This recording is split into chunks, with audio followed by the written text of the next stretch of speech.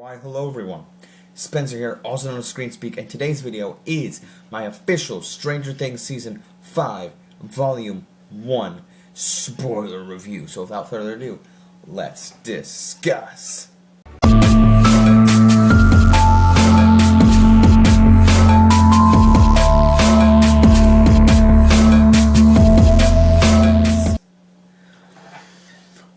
Whew.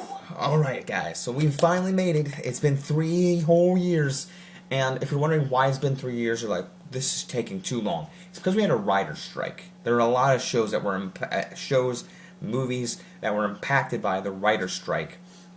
But, you know, I was talking about this with my parents, like, yeah, Stranger Things, Wednesday, the show called Severance. If you haven't heard of Severance, it's really good. But these shows are all, like, came out in 2022, and it's been 3 years. I mean, like, things that have been taking 3 years, like, well, why has it been 3 years? It's because of the writer's strike. So that's why things are coming out. Now, there were shows in 2023 and 2024, and even 2022, but that's because they were filmed earlier. Things that were wanting to be filmed during the writer's strike couldn't. Right out of the gate, I had a blast with this show. This isn't my favorite show. It's my favorite Netflix show. And this is my favorite season of this show thus far. So we are going to do. I'm not going to do like a breakdown of the first 4 episodes, but I am going to tell you my positives. I don't really have that many negatives with this, but I'm going to tell you some things that I am like eerie about, like people dying or this and that. Things that I'm anticipating. So I do actually have one negative, but I kind of want to talk about that first, actually. And there's so many things I want to talk about. But, so as you can see here, I got my Stranger Things shirt on. I got it specifically for the final season because I knew I wanted to celebrate the final season by getting this shirt. So,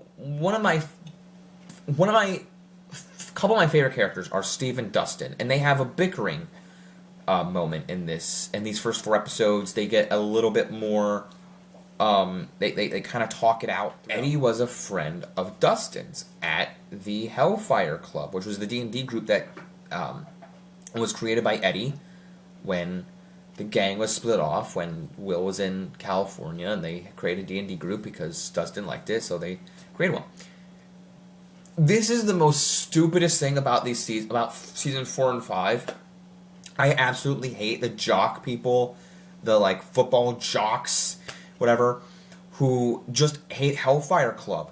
And yes, I understand they're supposed to be bullies, and I understand bullies exist, but I hate it. I'm like, stop, it's a club, let them be happy. It makes me mad, but like, whatever. Alright, that's that. But in the process, Dustin is having this moment with Steve, and I started to get annoyed because I think many others did too, because he's the likable person.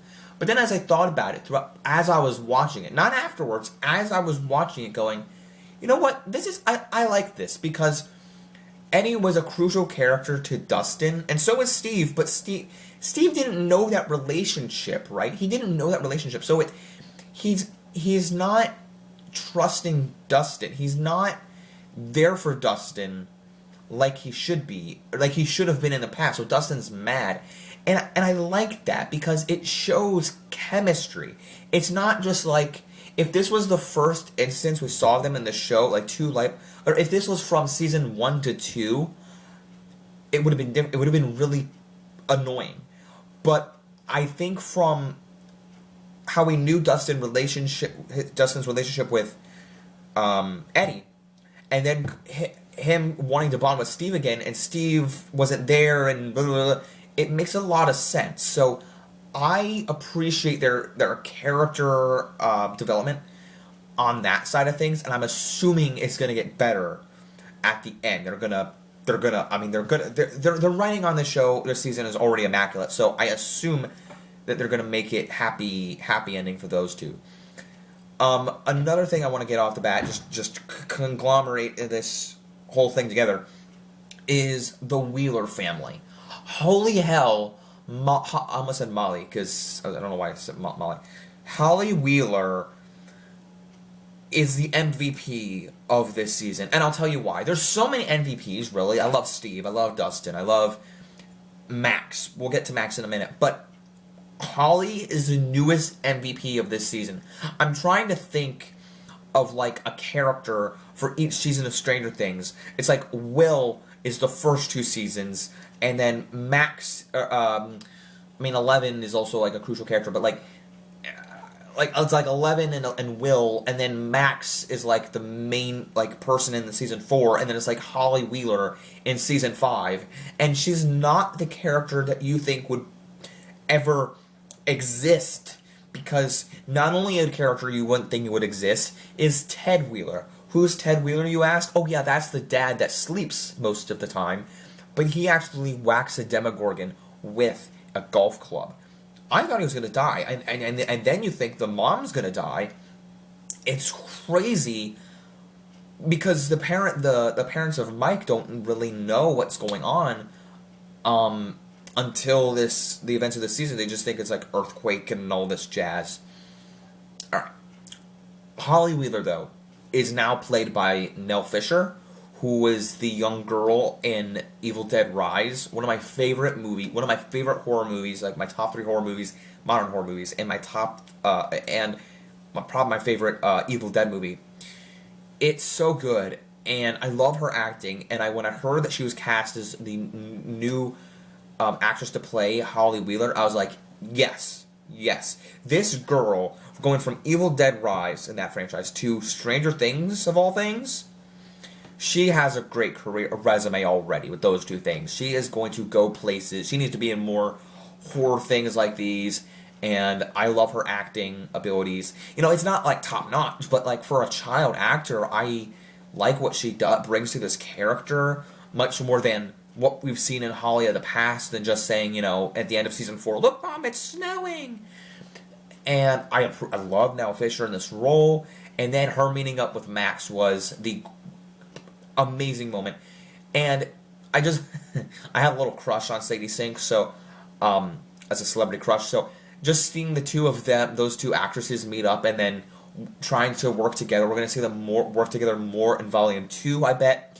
So I just can't wait. And then Max giving the rundown, the lore on Vecna to Holly, and all this sort of stuff just was amazing writing. And again, these teams working out, like we have the teenager team, the little the younger kid team, the younger adult team, I guess, so to speak, and then the adults team.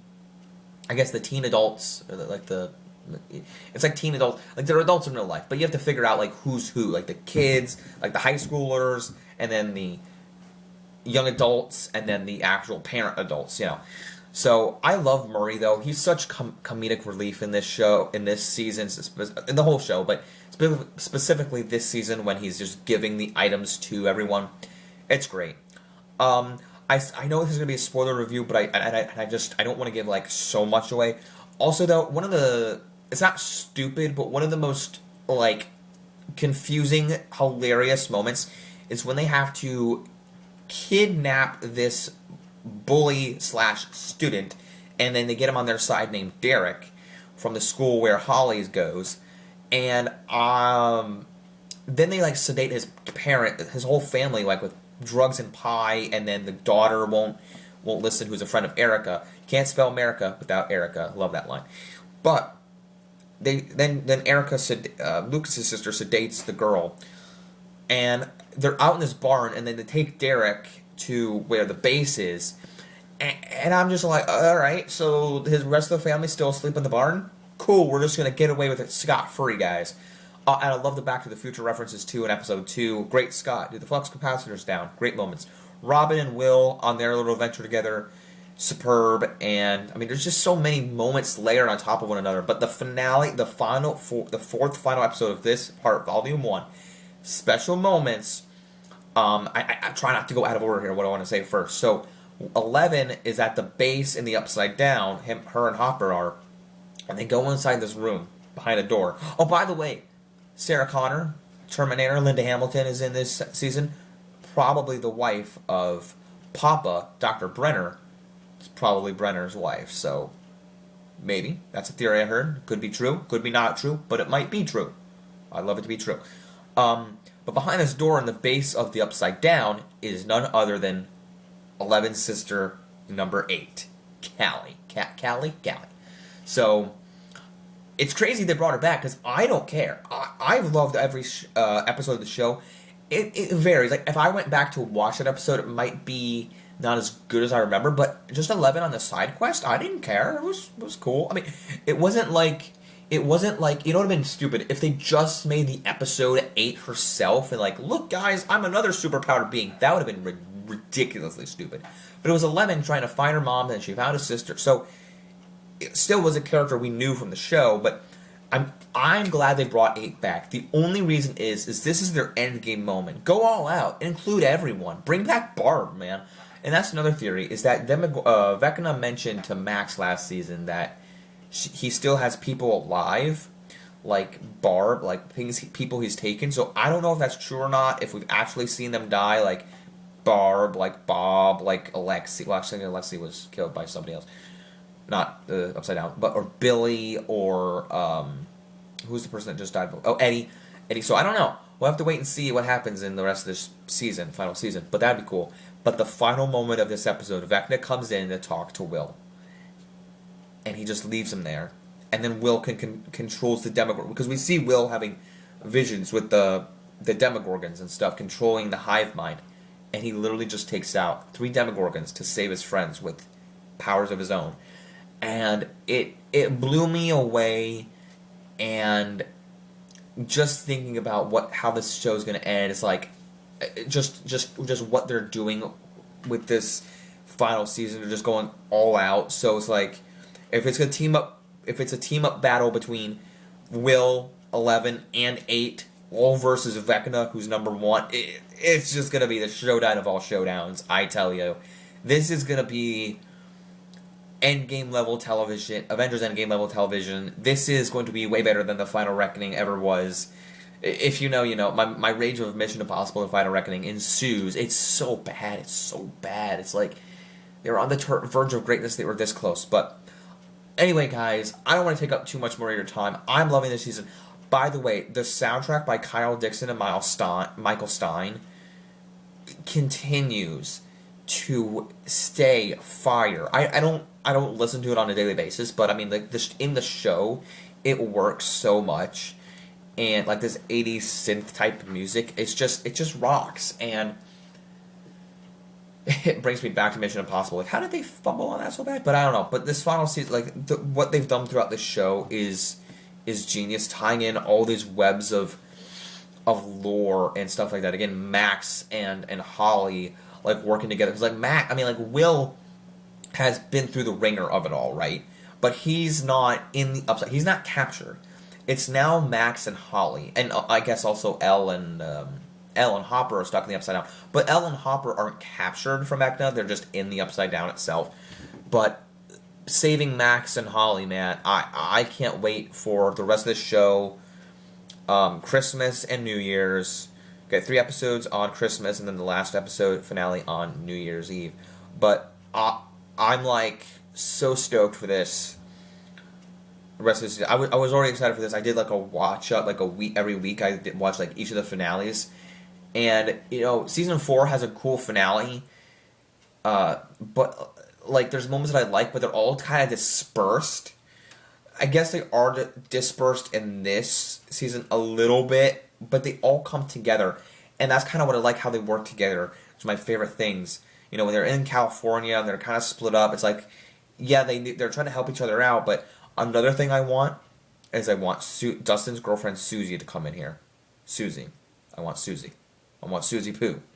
So I hope Susie Poo comes in. Let me know, do you like Susie Poo and Dusty Bun? Drop a comment below if you do. Let me know what you thought of the first 4 episodes of Stranger Things Season 5, Volume 1, Extended Part 6, 7. Okay, I'm done. Don't forget to leave a like if you enjoyed this video, if you enjoyed my thoughts. I will give you a final rating like I did for the Cobra Kai season, because they're splitting up into 3 parts. I don't know yet. All I can say is that I really enjoyed it. I don't have a full thought on the entire season yet. So leave a like if you did enjoy this video. Let me know if you've seen the first 4 episodes in the comments below. And as always, guys, don't forget to leave a like, subscribe, follow me. Stay tuned for what I got coming up later this month. the month of December. I got Zootopia 2 review coming very soon. Welcome to Dairy show is going to finish up soon. Smiling Friends is finishing soon. Many things on the horizon. Avatar, Fire and Ash with included a Doomsday trailer. Very exciting. Don't forget to leave a like, subscribe, follow me. Don't forget to keep calm. Watch the screen. Peace out, everyone. Bye.